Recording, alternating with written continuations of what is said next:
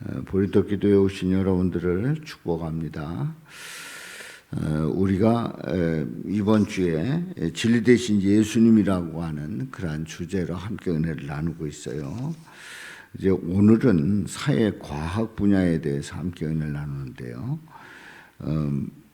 이제 법학에 대해서, 정치에 대해서 여기 이런 그 지금의 체계제가 이제 무너지게 돼 있다 하는 그런 결론을 내리게 됩니다. 오늘 이제 제목이 법학의 붕괴 100마리 뱀을 잡는 하나의 몽둥이라고 하는 그러한 주제로 함께 은혜를 나누겠는데요. 이제 첫 번째는 정치 공학이 허상이다, 이런 그 문제를 제기합니다. 이제 정치가 어둠 속의 백수라고 하는 그런 표현으로 표현되고 있어요. 백수, 아니 천수도 될 수도 있는 거지요. 그러니까 이 정치공학이라고 하는 그 자체가 어둠 속의 백수, 이게 좋은 게 아닌 거죠. 항상 꼼수가 있다는 얘기예요.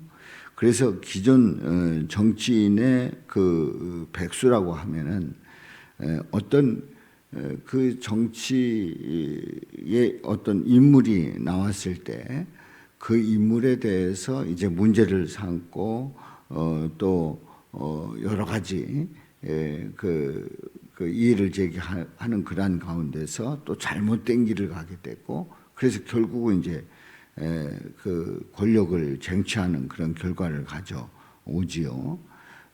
뇌물이라든가 미인계, 또 가짜 뉴스, 또 그 안에서의 그런 그 암투, 뭐 내부 총질이라고 그러죠. 그런 걸 유도하고 이러다가 보면은 또 탄핵하고, 또 어떤 일을 법을 통과시키지 않고, 또 잘못된 거를 엄청나게 크게 여론조사로 해서 그 결과를 나오게 하고, 뭐 이런 여러 가지 꼼수들에 대해서 우리는 뭐 지금 다 보고 있는 그런 모습입니다만은 권력을 쟁취한단 말이에요. 권력을 쟁취해요. 그런데 이 과정이 엄청난 그 꼼수, 어둠의 백수라고 이렇게 표현을 하고 있어요. 그래서 이제 대중은 국민은 뭐 개돼지다 뭐 이러면서 뭐 우리가 조종하는 대로 다 돌아간다, 이런 생각을 한다는 거죠. 상대방이 A로 나오면 B로 맞고 C로 나오면 D로 맞고 이런 대응을 하면서 그야말로 백수의 백수로 대응을 하고, 그러면서 결국은 나라가 약해지고 망가지는 그런 결과를 가져온단 말이지요. 우리는 성경에서 아히도벨이라는 인물이 있습니다. 이 아히도벨은 이제 다윗에게 충성했던 사람인데 압살롬이 반란을 일으키지요. 그때에 이 아히도벨은 아들 편에 섭니다. 딱 보니까 늙은 다윗보다도 아들 압살롬의 편에 서는 것이 앞날이 챙챙할 거라고 생각을 했던 겁니다. 자, 그래서 이제 아히도벨이 계략을 세웁니다. 이제 압살롬에게 건의를 하는데 이제 다윗을 공격을 해서 이제 본인이 진두지휘해가지고 공격을 해가지고 몰아붙여가지고 다윗만 그 처단하게 되면, 그러면 그 모든 사람들이 압살롬에게 돌아올 거다, 이제 이런 예상을 하고 그렇게 하기를 압살롬에게 건의를 합니다. 그래서 이제 압살롬은 그렇게 하면 이 아버지를 물리치고 왕위를 찬탈하겠다, 이런 생각을 하다가 이 생각이 옳은가 해가지고 이제 후세를 불러가지고 묻습니다. 이거 내가 잘하는 거냐, 이렇게 하려고 하는데 어떠냐 그랬더니 후세가 이렇게 얘기를 합니다. 지금 그렇게 가지 말고 좀 시간을 두고 군사를 끌어모아 가지고 그 많은 군사를 데리고 압살롬 당신이 앞장서 가지고 나가면은 그러면 이 다윗 아버지는 꼼짝 못하고 질 겁니다. 이런 그 대응을 하지요. 그런 조언을 합니다.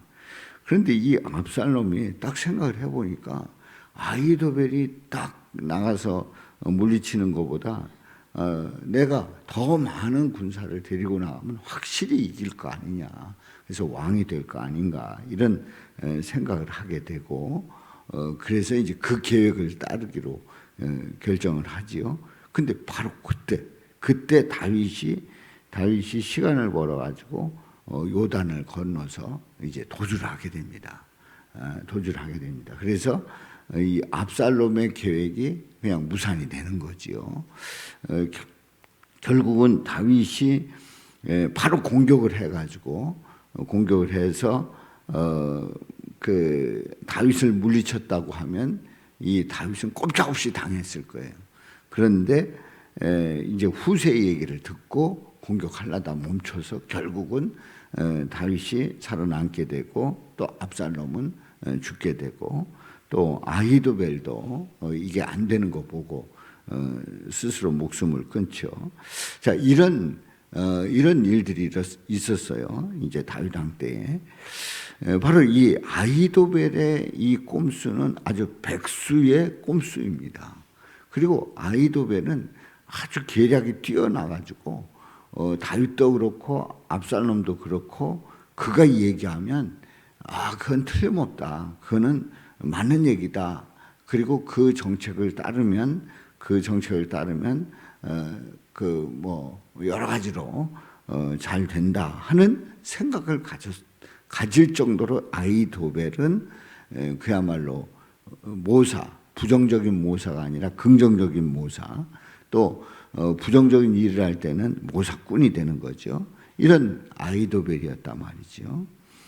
자, 결국은 이런 꼼수를 쓰는데 말이죠. 이제 정치라고 하는 이 꼼수를 쓸 때에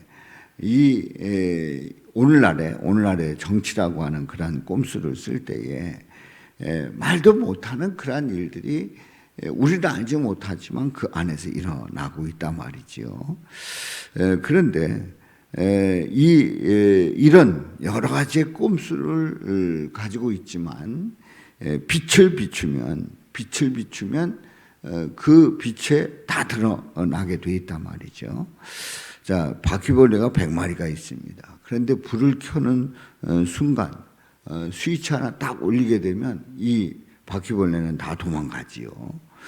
그야말로 100마리를 다 잡아야 되는 게 아니고 그냥 불만 켜면 다 달아나는 것처럼 이런 정치적인 그 어떤 공학의 그 허상 속에서 우리가 그런 여러 가지 것들을 보지만은 우리 주님께서 빛을 비출 때에 그 모든 것이 다 드러나게 돼 있다고 하는 그런 진리의 그 빛을 우리가 보게 됩니다. 또 이제 두 번째로 볼 것은 법적 궤변의 붕괴다. 법적 궤변. 그러니까 절차와 본질에 있어서 이제 법적으로 지금 법원에서 그 판단하는 그러한 일들, 이제 그런 일들이 어떤 모습이냐 하는 거지요. 기존 법적에도 이제 백수가 될 정도로 꼼수들이 많다 하는 거죠. 소피스트, 그러니까 철학자, 그러니까 말을 잘하는 변호사들이 죄를 지었는가 이제 본질을 따지지 아니하고 이제 뭐 공소장을 그 어떤 잘못됐다, 위반이 됐다, 뭐 또 심신미약이다, 또 정관 예우다 등등의 그런 이유를 들어가지고 살인마를 변호를 하는데 칼을 쥐었지만 찌를 의도가 없었다. 칼은 쥐었지만 찌를 의도가 없었다. 그러니까 이제 변호를 그렇게 하는 거예요. 칼은 쥐었지만 찌를 의도는 없었는데 어떻게 하다 보니까 찔러가지고 그래서 살인이 됐다. 그렇게 해서 이 사람이 사형에 아니면 무기징역에 처해야 되는데 뭐 10년, 5년으로 이렇게 형이 이제 낮춰지게 되면 그 변호사는 유능하다 이렇게 인정을 받는단 말이지요. 그런데 성경적으로 보면 이제 절차적인 꼼수가 통하지 않는단 말이지요. 사람을 죽였느냐, 죽이지 않았느냐 하는 그 질문 속에서 너는 살인자다라고 하는 그 살인했다고 하는 그 명제 앞에 분명하게 굉장히 무력하게 되는 거지요. 그러니까 하나님 앞에서는 모든 것 다 알기 때문에 하나님 앞에서 그 판단이 내려질 때는 정확하게 내려지게 된다는 거지요.